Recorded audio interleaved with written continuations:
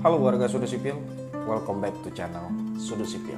Nah teman-teman, kemarin baru-baru ini kita dihebohkan dengan berita bahwasanya ada kreator di TikTok membangun rumahnya dengan ukuran 9x6. Itu menghabiskan total biaya adalah 70 juta rupiah. Dan itu membuat saya tercengang dan banyak juga warga tercengang.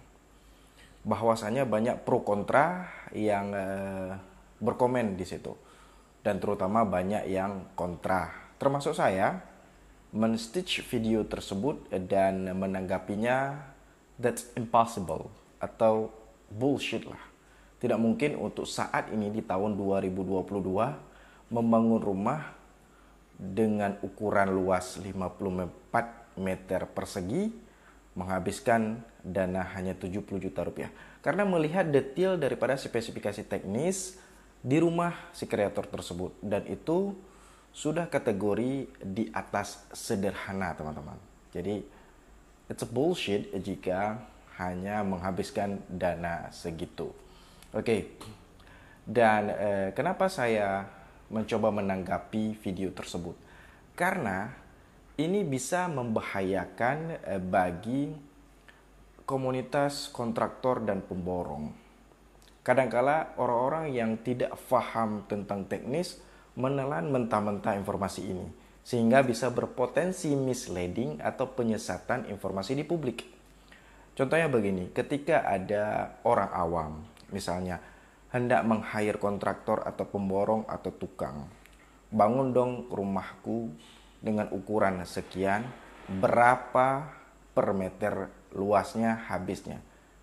Orang-orang akan menjawab, ada yang menjawab mungkin 4 juta, ada yang menjawab 3 juta, ada yang menjawab 4,5 dan sebagainya. Tetapi si pemilik atau orang awam ini langsung sebut, mahal kali, mahal banget situ. Saya kemarin lihat di TikTok bangun rumah cuman 54 meter persegi, habisnya cuma 70 juta. Kok kamu bisa segitu? Itu salah satu contoh potensi yang kemungkinan bisa terjadi seperti itu. Oke. Nah, banyak ragam komen di situ tentang harga yang wajar pada tahun sekarang ini. Untuk 1 meter perseginya itu berapa upah dan bahannya? Ada yang menjawab 3 juta, ada yang menjawab 3,5, ada yang menjawab 4 juta dan sebagainya. Nah, pertanyaannya, poinnya ya teman-teman warga Sudut Sipil semuanya, dari mana ketentuan dan juga angka 3 juta atau 4 juta per meter persegi tersebut dalam membangun rumah? Oke, nah ini yang akan kita kupas pada video kali ini. Oke warga Sudut Sipil, jangan kemana-mana, simak sampai dengan habis.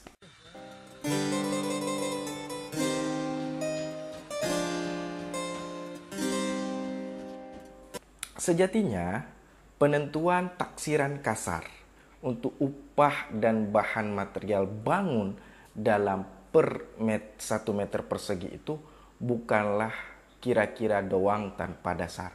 Ada perhitungan dasarnya warga, yaitu dari perhitungan detail bangunan sebelumnya yang secara kontekstual sama spesifikasi teknisnya terhadap bangunan yang akan kita bangun saat ini. Paham? Oke, kita jelaskan lebih detail. Contoh begini, kita simulasikan. Saya membangun rumah dengan tipe 36 atau luasannya 36 meter persegi.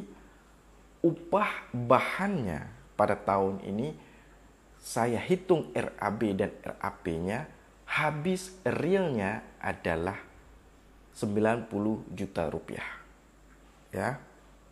Sehingga 90 juta tersebut dibagikan kepada 36 meter persegi tadi, didapatlah 2.500.000. Jadi upah dan bahan bangunan yang saya bangun rumah tipe 36 tersebut per 1 meter perseginya harganya adalah 2.500.000 rupiah.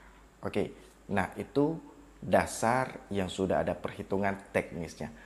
Nah, ketika tetangga saya atau sahabat saya atau katakanlah teman saya ingin membangun rumahnya juga dengan konsep, dengan konteks spesifikasi teknis materialnya sama seperti yang saya gunakan dan dalam tempo waktu yang berdekatan, misalnya saya bulan 8, sahabat itu bangunnya di bulan 12, sehingga tidak jauh berbeda angka inflasi daripada atau kenaikan harga daripada materialnya, maka dia masih bisa menggunakan ring atau harga per meter 2.500.000 tadi.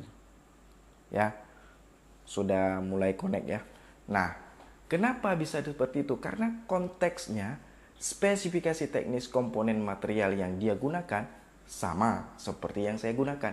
Walaupun ukurannya berbeda. Tetapi harus diingat untuk konteks satu lantai. Jika 2 lantai itu sudah berbeda lagi. Nanti kita telaah, kita kaji di video selanjutnya untuk komponen 2 lantai. Nah, poinnya adalah, kesimpulannya adalah lahirnya angka per 1 meter persegi untuk harga bangun rumah itu ada dasar perhitungannya di awal sebelumnya. Ya, perhitungan secara teknis. Sehingga perhitungan tersebut bisa diadopsi, bisa diaplikasikan pada bangunan kedepannya atau bangunan selanjutnya dengan konteks spesifikasi teknis material komponennya sama dengan, ya, dan dengan catatan tidak berbeda jauh jadwal pembangunannya. Kenapa? Karena awal tahun bangun dengan akhir tahun itu sudah jauh berbeda untuk harga materialnya, bos. Terutama untuk harga besi. Itu jauh. Pasti naik dia di akhir tahun karena orang lagi ngejar proyek, ya. Begitu juga dengan batu bata merah, dulu mungkin 700, pada akhir tahun bisa 900 atau 1000. Oke, nah itulah poinnya dan itu dasarnya dari mana lahirnya angka harga per 1 meter persegi itu. Oke teman-teman, semoga ini bermanfaat dan menambah pengetahuan bagi kita semua, khususnya bagi saya sendiri. Dan support selalu Sudut Sipil di media sosial, ada TikTok, ada Instagram, ada LinkedIn dan sebagainya. Oke, sekali lagi, bila ada teman-teman yang membutuhkan, kadang adik-adik junior di teknik sipil atau di SMK bangunan, silakan di repost atau di share video ini. Semoga bermanfaat dan sekali lagi, salam Sudut Sipil.